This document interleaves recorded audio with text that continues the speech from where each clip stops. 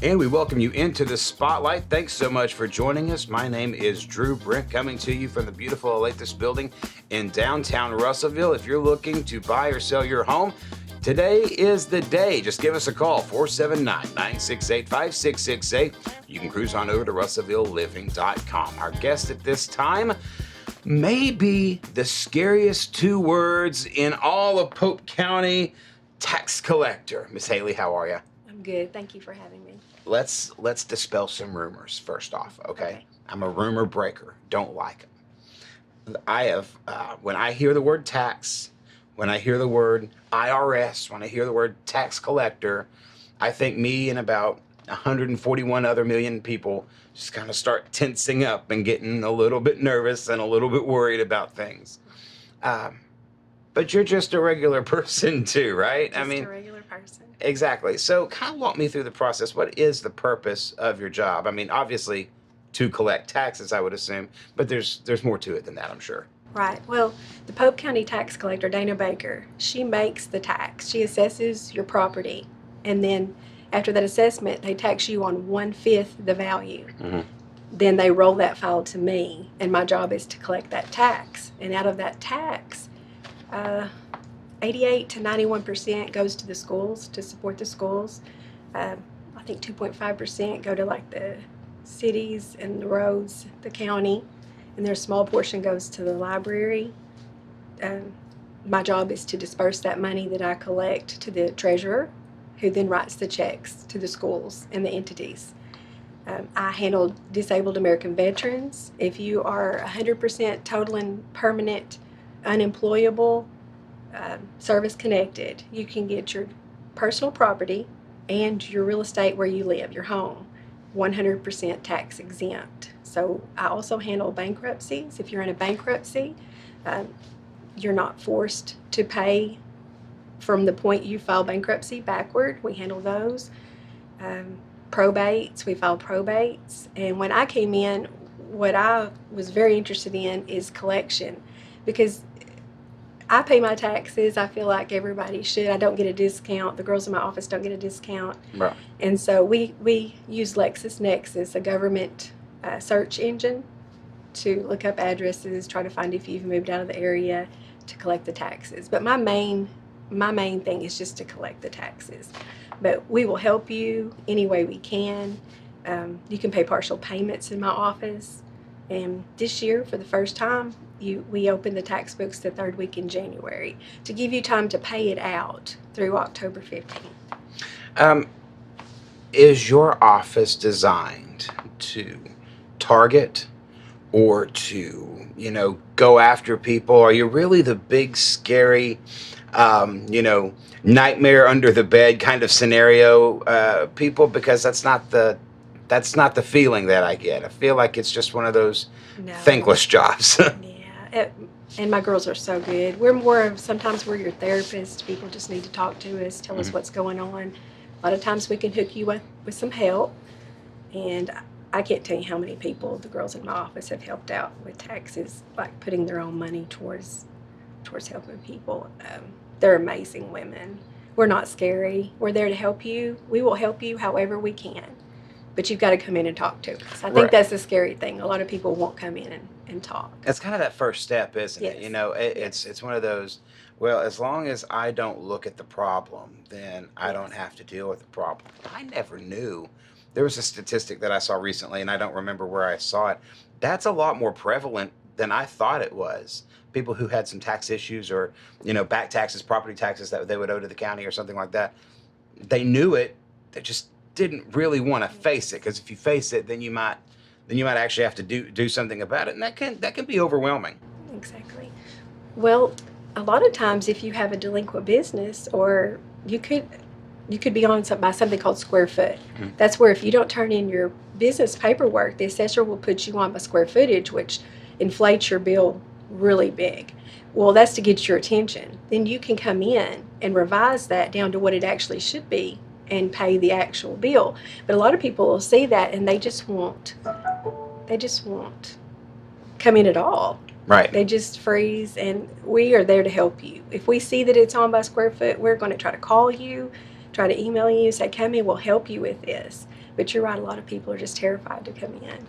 What does that process look like? Say somebody has got, I guess, well, okay, before we do that, what's the most common problem that you run into in your office? Address problems. Mhm. People do not update their addresses, and then it's difficult for us. Okay. We're always calling, emailing, trying to get a hold of you. What's the most common problem for regular citizens? Owing county taxes or back taxes, that kind of thing, or Well, we collect between 97 and 98%, and this year the tax book is $68 million. So we do really good at collection. So it's just 2 to 3% that actually goes delinquent, and then you have that percent of the population that just likes to pay when it's time to tag their car, right? because we block you from tagging your car until your taxes are paid. So There's not a whole lot of issue. But let's say for a moment that somebody owes some back county taxes. They're part of that 1%. They come into your office and they look at you and they're like, okay, I've got this problem. What's my next step? What are you and your ladies going to tell them to do? Well, the first thing we'll do is look at your assessment, see what's going on, and then, if you're struggling and you can't pay, then we might use some outside help to hook you up to get some help. But just talk to you, find out where you're at, what's going on. We're human. We're going to talk to you, right, and see what we can do. I've got friends who are in the medical industry, and I always was fascinated by the people who take on specialties that were maybe a little off grid, the ones that like somebody who works on feet, a podiatrist all the time. I've never understood why anybody would want to do that. In the same way, I could not understand why anyone would voluntarily be a tax collector. Help me, walk me through this, because I think it would take a special kind of person. Well, years ago, I got saved, and I had prayed for a job. And I was at my child's car wash, and that next day a lady walked up and said, "Do you know anyone that needs a job?" I said, "I do. I've been praying for one." So I got the part-time job in the tax collector's office, and that was in 2007. Then I received a full-time job in January of 2009, and then I was moved up to the office manager, which is chief deputy. And then one day my collector walked in and said, "Jennifer, I'm retiring." She said, "You need to decide if you want to run," because usually someone in the office will run. Right. And I am a little introverted, very shy. It was very difficult for me to collect taxes for a while. It took a while, so I prayed about it. God kept saying yes, that we needed Christians to be elected officials. And the last time I prayed about it, I had a devotional. I was halfway through it, and that morning I told God, I said, "I need the final answer." And I opened it up, and the bottom of it said, "Do something crazy today. Run for office."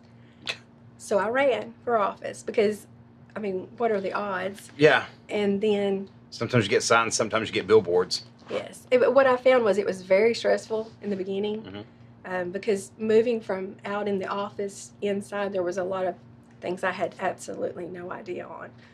But I pray about everything, and God's walked me through it.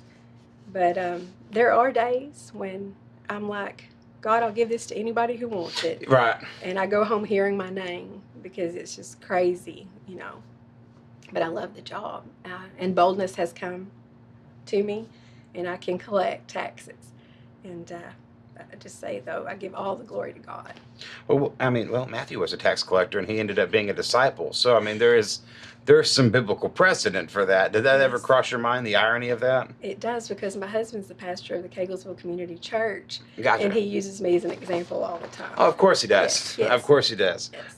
People who are in ministry often use their spouses. My wife has been one, and I have been one. So it happens frequently. We are talking to Jennifer Haley. She is the Pope County tax collector. If you're interested in buying or selling your home, you need to give us a call today. It's 479-968-5668, or cruise on over to RussellvilleLiving.com. Now, here's an interesting question for you that I ask a lot of my guests that always tends to throw them a little bit, all right? So this is designed for that. Let's say you go back in time and you're talking to 15-year-old you, and you tell 15-year-old you, "Hey, guess what? in 20 years, you're going to be the tax collector of Pope County. Is 15-year-old you a little surprised by by that? 15-year-old me would have passed out. Yeah, no, you can, yeah. Even when I told my husband I wanted to run, he was like, Jen, are you sure? And I'm like, yeah, I know I'm supposed to. But he was worried about me because I was rather shy, and but God took care of it. Turned out great. Let's go through that first campaign. And this is something we can talk about from a mutual standpoint. I ran for office in 2016, and I found some things very interesting. Now, I ran for city council. You ran for tax collector. What the primary difference there? Do you really need a platform, or what's the campaign strategy behind running for tax collector? The only strategy I had was I had worked in the office since '07. Mm-hmm. It'd be very difficult to walk into that office and just pick up and proceed. Mm-hmm. You know, I had a background in it, you know, so like I told you, there was so many things I didn't know, and I'd worked there since '07. So my platform now would be Christian people. We need Christian elected officials. We need people to stand up, stand out for God. I found it strange. Part of the thing that I knew that I had to do as a city council candidate was I needed to decide what it was I was going to tell the voters that I was going to do. I devised this whole idea, and you know, I was a young guy. I was before I turned 30 when I did this. Maybe I just turned 30. And I was running against a guy who was on the council now, does a great job. I'm happy he beat me because he did a much better job than I would have done, and I can say that now. But when you go home, you say, "Hey, husband, I'm going to run. Here's how we're going to do it." What was that conversation like? My husband is so much more well known than I am. And as I would try to, as far as campaigning goes, everyone would call me Tony's wife. Oh, that's Tony's wife. You know, I would go to introduce myself to tell them, and almost every time it was, oh no, you're Tony's wife. That's what I got. I didn't really have that type of campaign, but with tax collector, you don't really have that because the laws are so strict. Right. I'm audited on all of these laws, and you just have to. There isn't anything I can really do for you as a politician. Right. There's not anything I can really, except that we will listen and try to find you help and that kind of thing. But as far as that, no, there's not a platform to, just that you're going to be honest and you're going to treat everybody the same and do the best you can. Did you have an opponent? Yes. All right. Now, I don't remember that election. Take me to election night. I remember election night. The returns were coming in, and it was very close between my opponent and me. And we were talking to one another, and in the back of my mind, I'm sweating bullets. What's election night for you? I was so nervous. The Rita Chandler, the ex-collector, was there with me, and her husband and my husband, and I was so nervous. But as the numbers started coming in, I knew God had me because I won by 75 to 78%. But I needed to see that number, and then once I saw it move, I was just like, I can breathe now. I find there's an interesting dichotomy here too, okay. Because while you're a tax collector, you were also just mentioning, well, I'm also Todd's wife, and he's a pastor. So there's this, and then have any kids? Two kids. Okay, so you got two kids. Pastor's wife, which is not an easy job in and of itself. So I've seen that firsthand. You're an elected official, tax collector no less. How do you balance, or do you? Just God is my sanctuary. He's my peace and my balance. Because, like I said, in October and in March, I could come home and I can't talk to anybody. I just have to sit for a minute because I can hear the phone ring and you call my name. Mm-hmm. Very stressful, but he just seems to always give me peace. And I think that's why I love the job so much, is because he has given me the ability to handle it. Your faith clearly is important to you. How have you brought that to the office? I try to pray for everybody. Mhm. My office is amazing. They're Christians just by chance. Not that I picked them because they were Christians. They just were Christians. And they will pray for anyone that needs help. And it's just an amazing atmosphere. I've had people walk in and just say, there's just such a feeling in your office. And that's what I want. I want you to walk in and know that it's different, that we care and we're here for you. I went to the tax collector's office maybe about a year ago or so. 'Cause usually I pay my stuff online. But I had to go in for something. We had gotten married, and one of us didn't pay it, and I thought I paid both of them, but I think I left one out.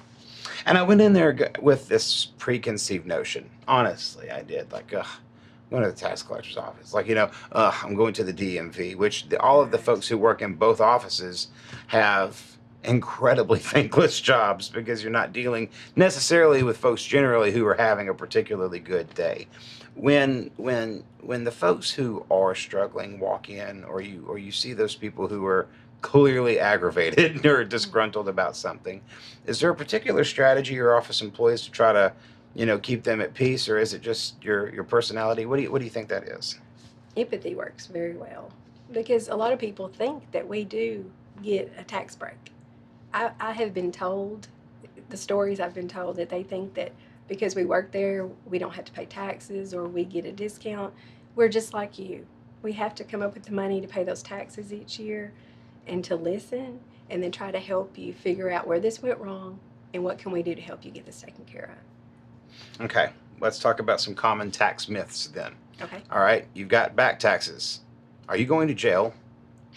No. I hear that one a lot. No. You won't get tags. I'll say most of the time you won't. Sometimes one will slip through. But we do have a process where we can put a stop process on your VIN if you are not able to tag through the state. If it's super delinquent and you just pretty well say, hey, good luck getting that from me, I can put a lien on you. I have a lien already. Taxes are a lien that never goes away. Mm-hmm. I collect back to 1994. Wow. But if you just are not going to work with me, I can put a certificate of indebtedness on you that will show up when you go to get a credit check. Gotcha. Yeah. I can't remember who it was. I was talking to a buddy of mine one time, and we were fresh out of high school, trying to navigate our way through this first time paying taxes. He forgot to pay his county tax, and he was having a colossal meltdown, because that was the thing that I'm a fairly educated guy, but I always had this idea in my head, like, hey, if you owe back taxes in any capacity, hey, you are going to prison. They are going to come to your house and get you. That's not true. No. You should definitely pay your taxes, but you're not going to prison. So now when we talk about paying taxes too, there are those people that say, hey, I don't really know how to. I don't know where to go. It seems confusing. Heck, one of our agents was just asking you about, hey, can I do some of this online? Yes. What are the options for payment? Well, the first thing is we have a drop box out back. It's cemented in. It says child support and tax collection. So on the Peters family living side of the courthouse, there is you just drive through and drop it in. Put it in the envelope. We'll get it. We check it twice a day. You can go online at popecountyar.gov and hit the pay tax button. Pay it right there. We use a company called INA. They do charge 2.99% or $3.75 for an electronic check. You can mail it in, no fees. You can bring cash, money order into the office, your choice. Technology is moving ahead. We do a lot by email, through electronic payment. What is your advice to someone who says anything that has got the word tax associated with it scares me and I don't want to come in? Talk to them directly. What do you say to them? I'll say that, we pay taxes because it benefits the community. Our roads, our schools. A lot of people don't know that that's how schools in Arkansas are funded. That pays for your county government, your sheriff's office. Mm-hmm. Shouldn't be scared of them. If you have any questions, come in. We have printouts. We can explain things to you. We're more than happy. Can take you to each office, let each office explain the duties, but just don't put it off. Right. Come on in and ask, and we can help you. And a lot of people don't know that Arkansas is 1 year in arrears. So you live the year out, and then you pay the taxes. So this year, you'll get a 2021 tax statement from me, which we've already have them in the mail. They'll be out any day now. But we're behind. Most states aren't behind a year, so that's a little confusing sometimes for people. What is the most what's the most frequently asked question you think that you get into your office? It's silly. The most calls we get during tax time a lot are, who do I make my check out to? I think it's a fair question. I don't know that I would know. I mean, Well, I've never paid anything with a check because I you wouldn't can make know. it out to Jennifer Haley Tax Collector, Pope County Tax Collector, Tax Collector. I have been asked before if it's made out to Jennifer Haley if I put that in my private account. No. I pay the treasurer out 2 to 3 times a month. All that money goes straight to him. But no, I'm audited very closely on the money. And every year we collect 97 to 98% of the, like this year, 68 million. And of that, our county is off under $10 every year in rounding. This year it was $5.42 last year. Wow. And we're audited on that. So Dana rolls it, the assessor rolls it, and then it converts from value to tax dollars, and I collect it. And that's just how good Pope County runs. I want to go back to something you just said. Okay. You said most asked question, or one of the most asked questions. Well, if I make it out to Jennifer Haley, are you putting that in your private bank account? Yes. Just how many conspiratorial kind of questions like that do you get? Is there really that much of a distrust, and how do you dispel that? Well, I chuckle a little. I mean, 'cause I would really like $68 million, but no, I just kind of laugh, and then I tell them no. And Pope County I have 5 bank accounts, and each one for a different type. You've got delinquent personal, delinquent real, online payments, current taxes, and mortgage payments. And then all of those go to the treasurer, Larry Holman. And then he checks me. It's a check. And he used to be an auditor, so Right. It's awesome to have him double checking me. So, What would you like the folks of Pope County or Russellville in general to know? You've got their captive audience. What would you like to tell them? just don't wait. If you think you're going to be tight this year, just go ahead and make a partial payment, because you'll only be penalized for the balance. If you owe $2,000 and you work this year and get $1,000 paid off, you'll only have $1,000 that gets the penalty on it. It's so much better to make a payment. And starting this year, it was January 3rd, third week in January, we opened the books. This is the first time because the law changed. But next year, as soon as those books are open, just start making those payments. You can pay $20 a week. Just pay what you want a little bit at a time, and boy, come October, you'll be thankful that you did. Jennifer Haley, Pope County Tax Collector. This has been a pleasure talking about taxes. I would not have guessed that. I thought you were going to be delightful, but talking about taxes I did not think was going to be, but it has been, and I appreciate you. Thank you for having me. So when you go into Miss Haley's office, you treat them nicely, okay? They're here to help us. That's the spotlight. Thanks so much for joining us. Remember, if you're in the market to buy or sell your home, give us a call today, 479-968-5668. We will see you right back here tomorrow.